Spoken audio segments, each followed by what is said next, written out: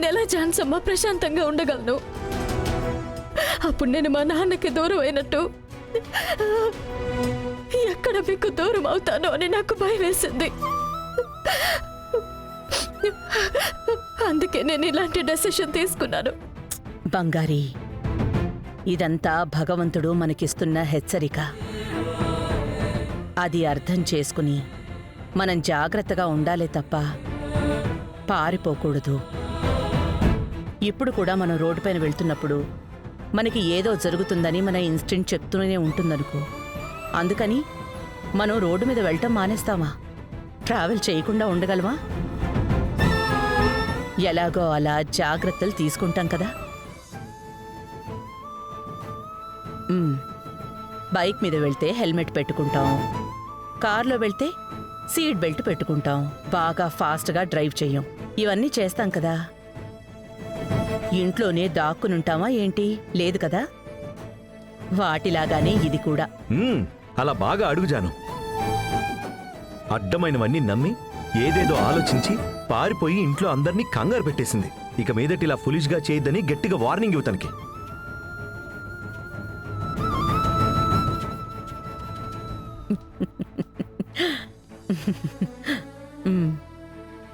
చూసావా బంగారి, ఇవాళ నీకోసం రవి ఎంత కంగారు పడిపోయాడో చూసావా?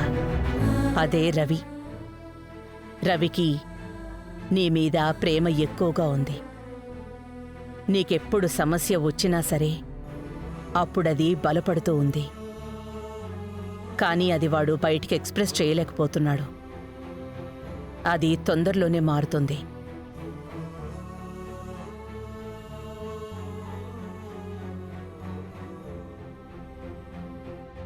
సారీ ఝాన్సమ్మ.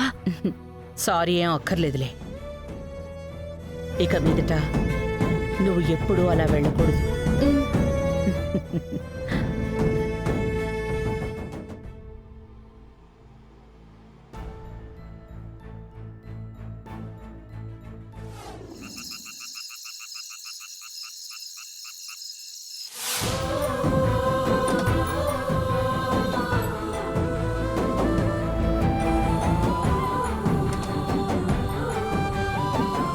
మావయ్య,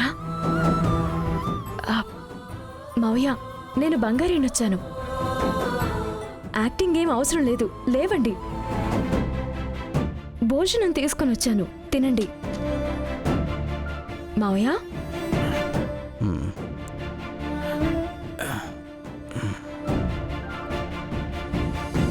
నాకేం అక్కర్లేదు.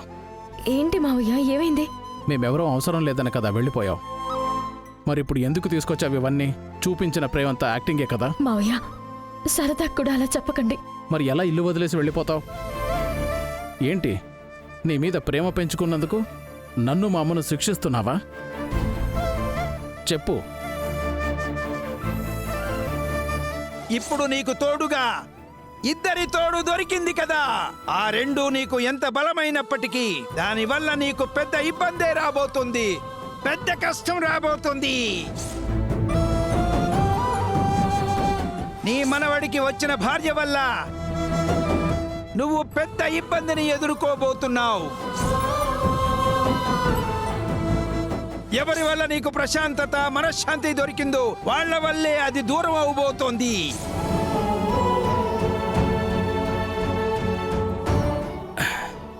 అలానే ఇలా ఇల్లు వదిలేసి వెళ్ళిపోతే సమస్య తీరిపోతుందా?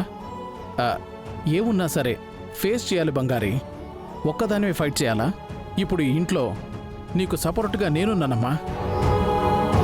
ఏంటి బంగారి, నీ వల్ల అమ్మకు చెడు జరుగుతుందంటే నువ్వెలా నమ్మావు? కూర్చో.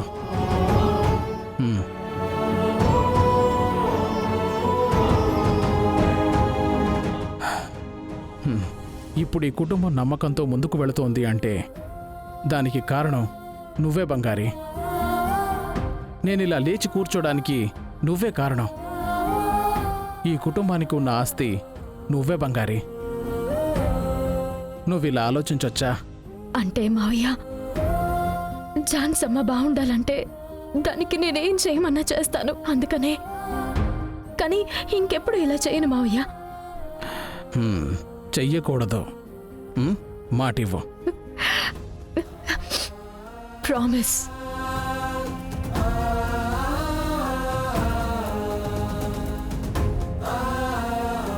నేను ఇప్పటికే 20 ఏళ్లుగా నా చెల్లికి దూరంగా ఉంటున్నానమ్మా.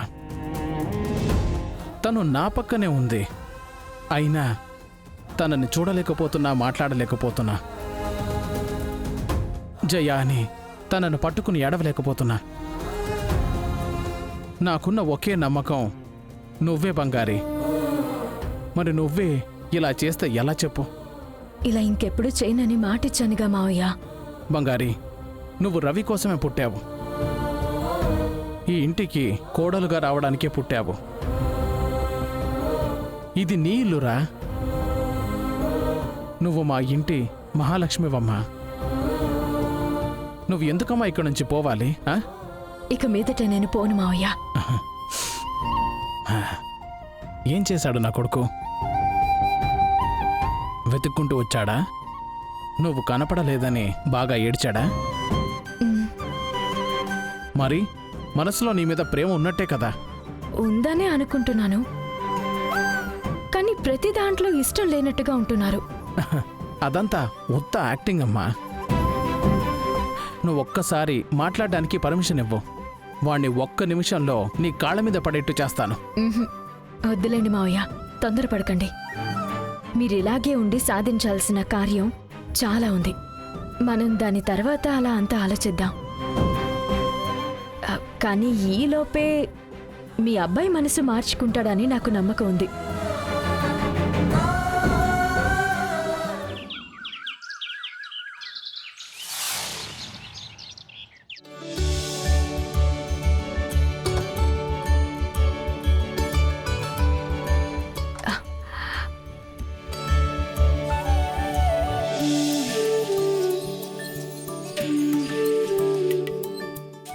మావయ్య,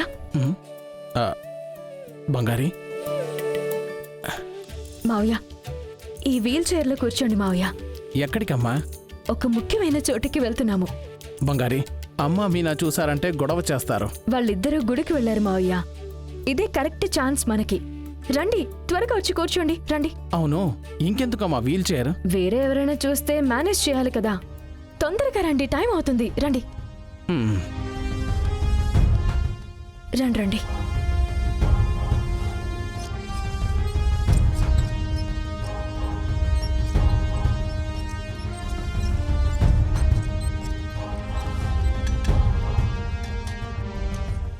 అమ్మా, ఏంటమ్మా వంట వాసన వీధి చివరి వరకు వస్తోంది? బంగారి ఎవరో ముఖ్యమైన గెస్ట్ తీసుకొస్తున్నా అని చెప్పింది. వాళ్ళకి ఇష్టమైనవన్నీ చేయమని చెప్పింది, అందుకే. ఇదేంటమ్మా స్పెషల్ ఐటమ్? ఇది నేనెప్పుడో కానీ చేయను, మా అన్నయ్యకి బాగా ఇష్టం. ఓ, ఇది కూడా చేయమని చెప్పింది, అందుకే. మావయ్యకి నచ్చిన వంట చేయమని చెప్పిందా?